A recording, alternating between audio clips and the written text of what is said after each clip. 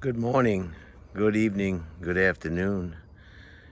Um, it's about 64 degrees here in Austin, Texas, and today is part two or number two of bedtime medication.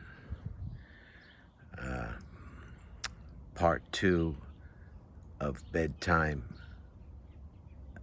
medication. But first, I want to go over some very important things that happened in history on the last day of March 31st. On today's date, March 31st, in 1889, the Eiffel Tower was, the ribbon was cut. And that was built by a gentleman by the name of Gustav Eiffel. 1889. It's 984 feet or 300 meters tall, and it's nice that it still has the name for its architect, the Eiffel Tower. And in 1870, Thomas Pedersen Mundy of Perth Amboy, New Jersey, was the first African American to vote under the 15th Amendment. And what the 15th Amendment ensured is that every man would be able to vote regardless of race, color, or former servitude. I'll say that again.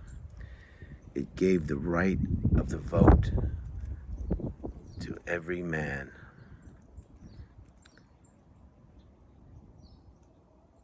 regardless of race, color,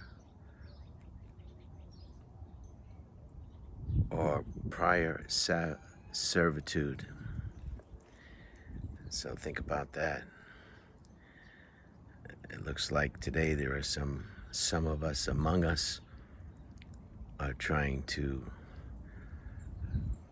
water that amendment down or eliminate it completely. You'll have to be the judge of that. So go ahead and get comfortable. Get in a relaxed position. You may be ready for bed. You may be at work. You may be in traffic. You may be on lunch. You may be getting ready to retire for the evening. You may be getting ready for dinner, a meal. It doesn't matter where you are. This meditation will work wherever you are. This is about relaxing your mind. Close your eyes. Get comfortable. And just relax. And take those deep, deep, deep breaths.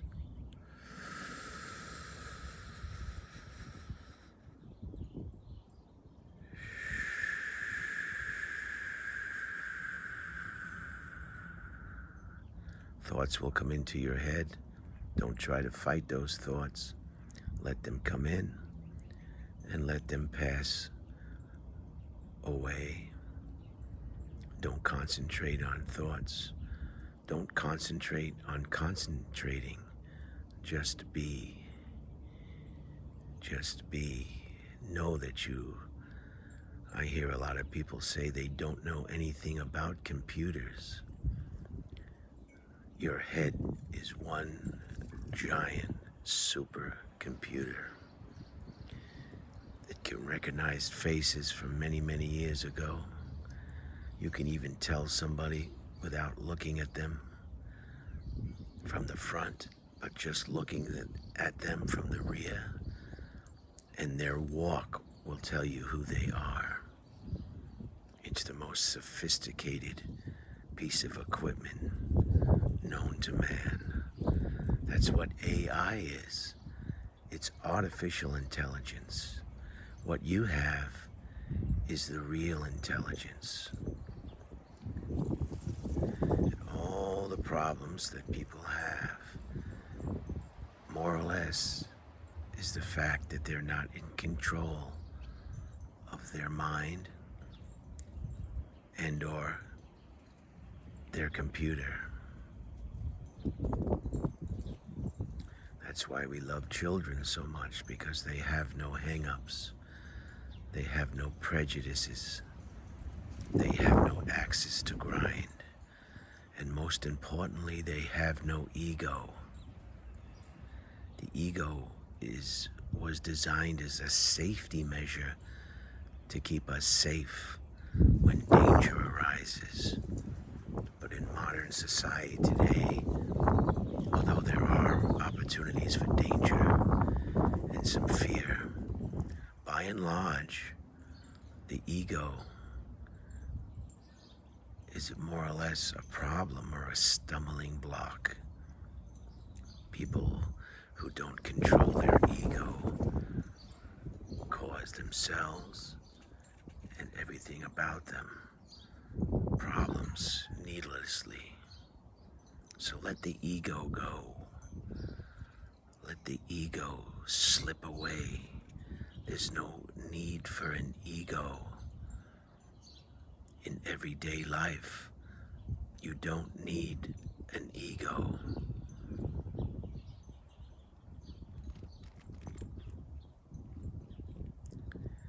Take those breaths.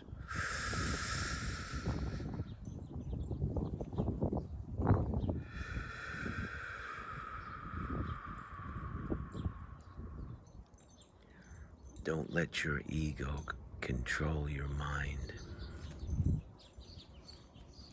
Act like that infant, that toddler, that happy young child.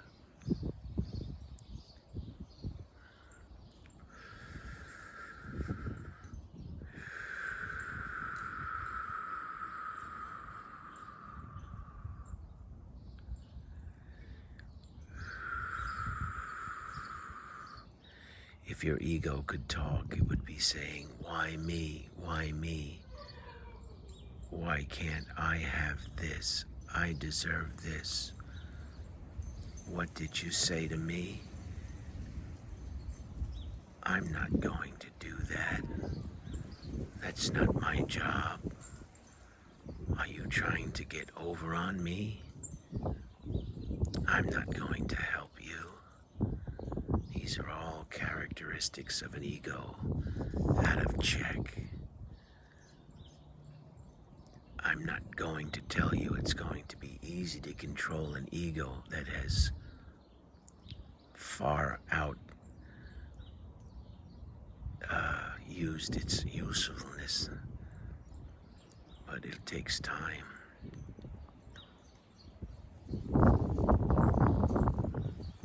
Today is rather windy, so I'm holding my selfie stick.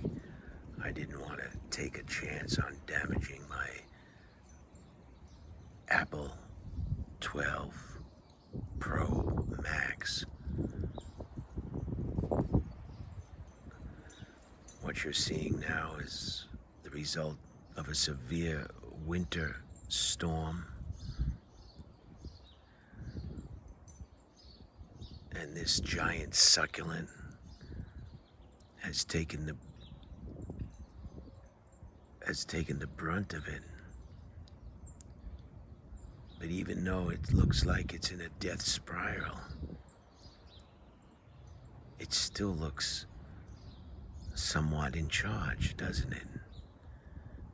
Somewhat in control.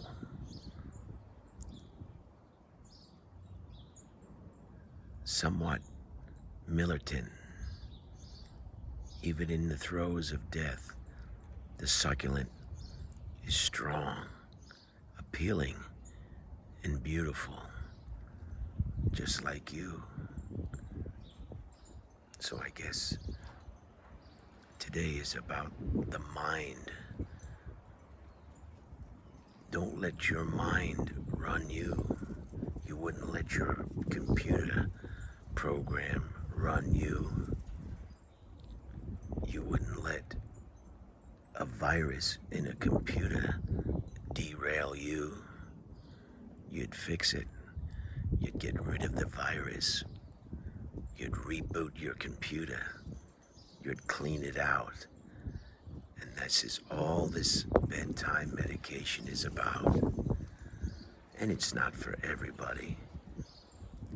It's for the people who want to live a happy, simple, untraumatic, never-ending problem type of being. It's 11 minutes and 20 seconds now. I'm not going to keep you any longer.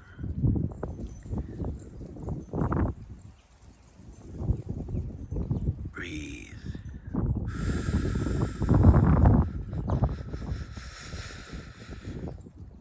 Deeply and let it out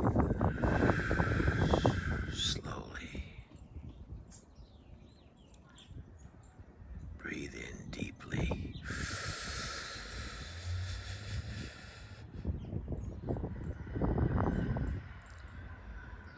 Let it out slowly. You can exhale and inhale through the nose or through your mouth, whatever more comfortable. You can close your eyes or you can focus your eyes on a beautiful picture, a vase of flowers, something sentimental, something that brings you joy you can focus on. There is no wrong way to deprogram your mind, relax your body, and fully get in touch with who you are.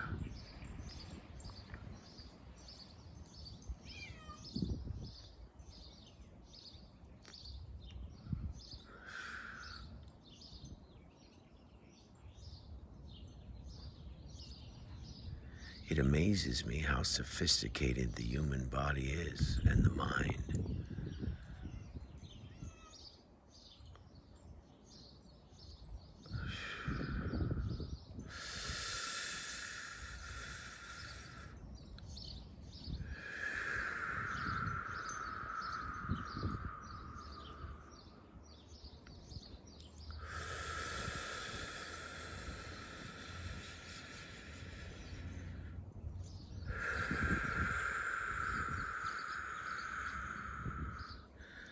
I think there was a commercial many years ago that I remember, and it had a chain wrapped around a gentleman's head, and I think the caption was, "A mind is a terrible thing to waste."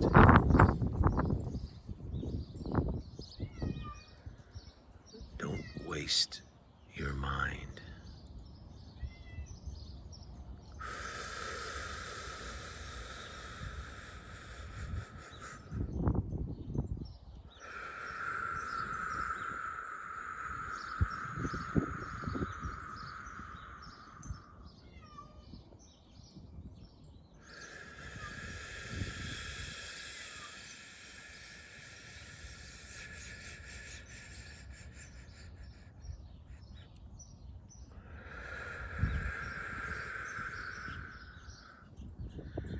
Inhale until your stomach bulges. That's a deep breath. Fill your lungs with that rich oxygen, that life brew. I'm coming up on 15 minutes and I'm going to stop this bedtime medication.